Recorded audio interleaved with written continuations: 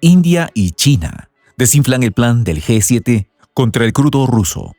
El nuevo complot de las 7 economías más industrializadas de Occidente, dado a conocer esta semana, luce condenado a ser otro rotundo fracaso, sin la activa participación de estos dos países. Y es que la India y China, los dos países más poblados del mundo, poseen unas enormes economías deficitarias en materia energética, una falencia que cubren con la importación masiva de hidrocarburos de Rusia, unas compras de las cuales no pueden prescindir sin vulnerar severamente su propia seguridad energética, una razón de suficiente peso estratégico como para no sumarse a la última expresión de la manía sancionatoria occidental. Los detalles a continuación.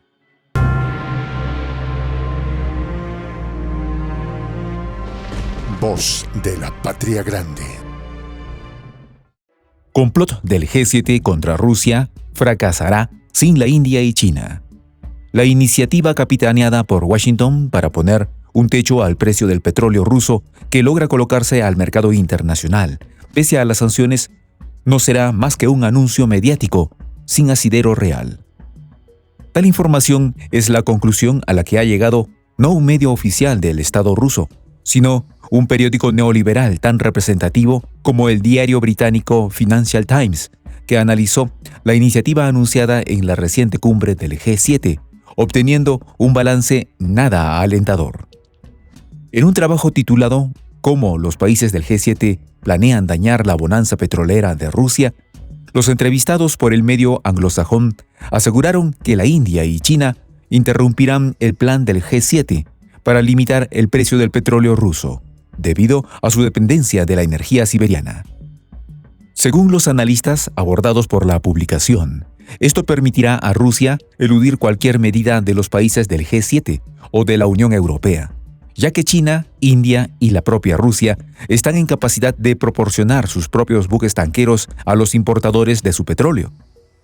El propio Financial Times aseguró que si el plan del G7, en efecto, logra impedir la carga del petróleo ruso en la flota de tanqueros occidentales y de otras naciones, los principales países compradores pueden aportar su flota de tanqueros y sumarla a la rusa para eludir las sanciones. Un representante de la Unión Europea, entrevistado por el diario, admitió lo dificultoso que resulta para Bruselas y Washington el convencer a un número suficiente de gobiernos, empresas navieras y aseguradoras para que respalden el esquema sancionatorio propuesto. Durante la cumbre del G7, que finalizó esta semana en Alemania, los líderes del grupo trataron de constituir un frente común para insistir en su política de sanciones económicas contra Rusia, pese a las estimaciones del efecto boomerang que está asociado a esta política.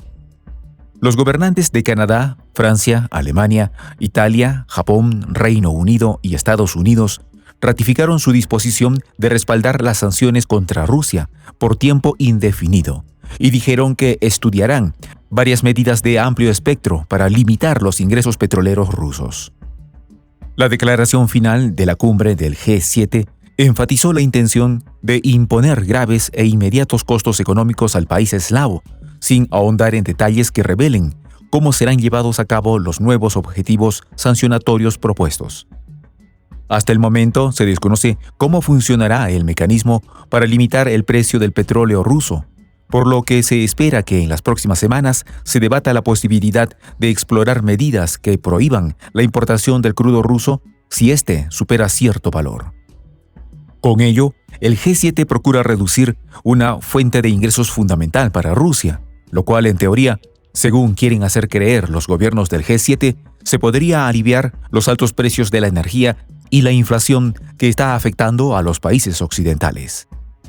El mecanismo de tope máximo de precios para el petróleo ruso funcionaría, según algunas versiones oficiosas de Bruselas, prohibiendo que proveedores de servicios como transportistas o aseguradoras negocien con el petróleo cuyo precio supere el valor tope impuesto por el G7.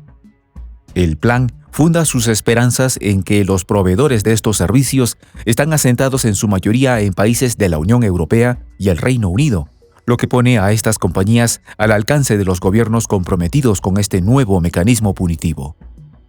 El talón de Aquiles de ese plan es el desinterés de los gobiernos de la India y China en participar en iniciativas de ese tipo, pues actualmente sus refinerías están comprando cada vez más petróleo ruso, el cual es adquirido en grandes volúmenes a precios de descuento.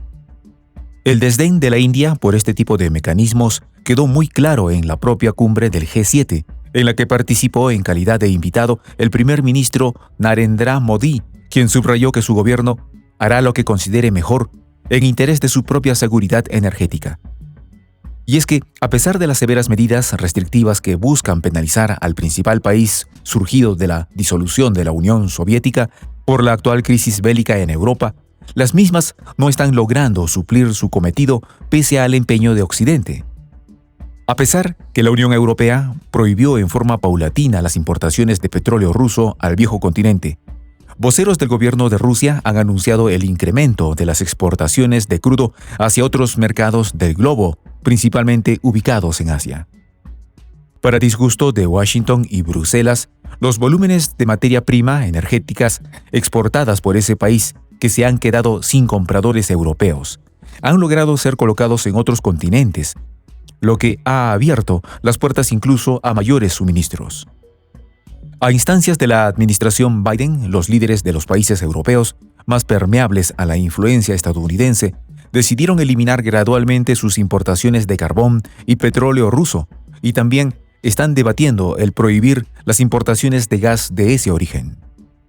De acuerdo con datos aportados por la Agencia Internacional de Energía, Rusia es el segundo mayor exportador de petróleo del mundo después de Arabia Saudita. El año pasado, su producción representó el 14% de los suministros de oro negro del mundo.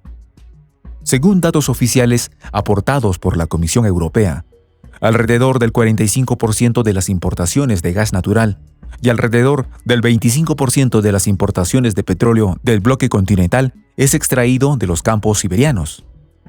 Desde el comienzo de las hostilidades militares a gran escala en el este de Europa, los países de la Unión Europea han importado productos energéticos de la potencia euroasiática por un valor de más de 50.000 millones de euros, un caudal de recursos que Washington y Bruselas aspiran cortar del todo. En respuesta a estas medidas, las empresas oferentes del crudo ruso ofrecieron a los compradores de China adquirir el petróleo en yuanes. El comercio de hidrocarburos ruso en yuanes, en sustitución del dólar, refleja la estrecha alianza entre las dos grandes potencias orientales. El gobierno ruso también está ofreciendo pagos mixtos en rupias y rublos a los compradores de petróleo de la India, otro enorme comprador de energía, mientras paralelamente Arabia Saudita negocia con China fijar el precio de parte de su crudo en yuanes, reflejando el retroceso que ha experimentado el dólar estadounidense como moneda de intercambio en el contexto del actual conflicto en Europa. Soy el J, Juan José del Castillo, director del canal Prensa Alternativa. Si quieres ser parte de la comunidad de la Patria Grande, suscríbete a nuestro canal. Si es que quieres que te lleguen las notificaciones cada vez que subimos un video, activa la campanita. Si quieres apoyar a nuestro canal económicamente, puedes hacerlo a través de PayPal. El enlace está en la descripción del video. A nombre del equipo de Prensa Alternativa, me despido con esta expresión en el quechua milenario, Tupananchis Kama, cuya traducción es hasta volvernos a encontrar.